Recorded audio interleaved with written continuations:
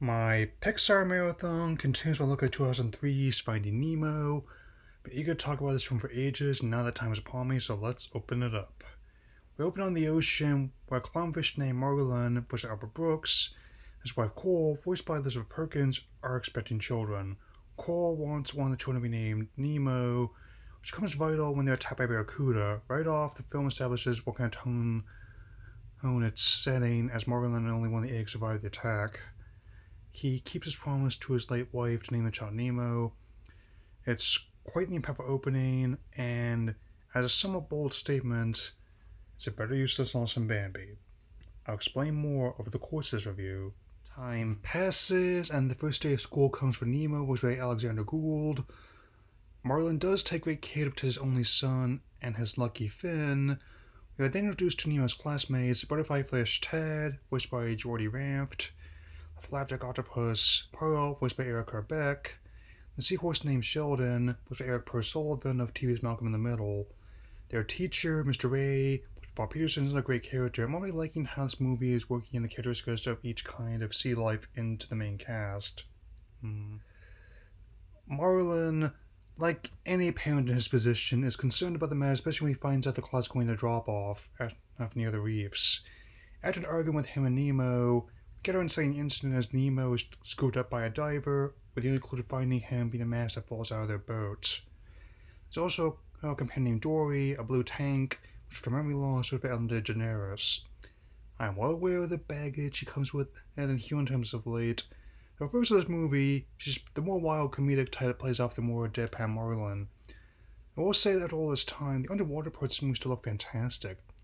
The fluid physics alone is unbelievable how real it looks. I mean, I definitely have plenty to say once we get to the parts set in the Great Barrier Reef.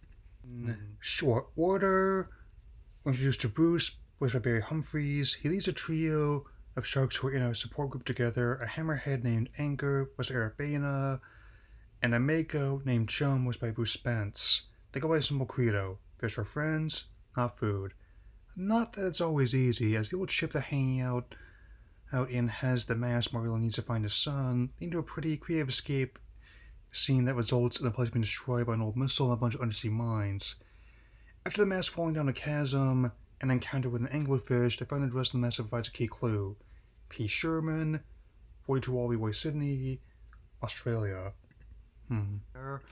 Her said person is a dentist, voiced by Bill Hunter, who has placed Nemo in his office aquarium with a host of colorful characters. A starfish named Peach, voiced by Allison Janney, a yellow tank named Bubbles, voiced by Mike Judge regular Stephen Root, a porcupine fish named Bloat, voiced by Brad Garrett, a hypochondriac royal grandma named Gurgle, voiced by Austin Pendleton, a cleaner shrimp named Jacques, voiced by late Joe Rampt, a striped damselfish named Dib, along with twin sister / reflection Flo, voiced by Vicki Lewis. Watching over them all is a Moorish idolfish named Gil, voiced by Willem Dafoe, which has a common infirmity with Nemo. They're also friends with a pelican named Nigel, voiced by Jeffrey Rush. Unfortunately, the dentist's niece Darla, voiced by Lulu Ebeling, has a habit of getting a bit too excited with the fish she gets, leaving them a one-way trip to the porcelain goddess. With Darla's 8th birthday / dental checkup coming in 5 days, also puts a ticking clock on he and the other fish to escape to the ocean. After giving him an initiation on the title Shark Bait that night, they devise a plan to dare the tank escape to the harbor as it's being cleaned. Also, remember the Ring of Fire will be important later. Their first attempt doesn't go too well, but they're not discouraged. Back with Marlin and Dory, they get pointed towards East Australian Current by School of Fish, collectively voiced by their regular John Ratzenberger. And the trench and the sequence of weeding through the jellyfish, in detail the ocean floor is still stunning even after 18 years of repeat viewings. It also reveals how he got his scars, which also sets up another key escape route, all drains into the ocean. Elsewhere, Marlin and Dory are riding EAC on the backs of helpful sea turtles, led by Crush, voiced by film director Andrew Stanton, and his son Squirt, voiced by Nicholas Bird. They pass the halfway point, finding out Crush was 150 years old, still young. Kind of explains sounds like Michelangelo from TMNT.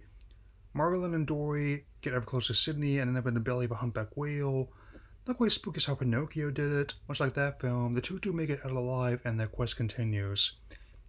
The second time dirty the aquarium by jamming the filter with a pebble is much more successful, especially after Nemo finds out his dad's looking for him. I also get the mimetic appearance of the seagulls going in mine over and over. Just a couple of days after Darla's birthday/appointment, the tank is full of more filthy green than this movie's box office numbers. However, when the day actually comes, to their dismay, Dr. Sherman has installed an automatic cleaner known as the Aquascom 2003. Darla enters the office to the psycho scare chords, just as Marlon and Dory reach Sydney and fly to the dental office in Nigel's bill. I definitely like the use of seagulls in this chase sequence, and the ensuing chaos in the dentist's office might justify your fear if you do have one. Using only a fire, the other fish cause a ruckus in the office.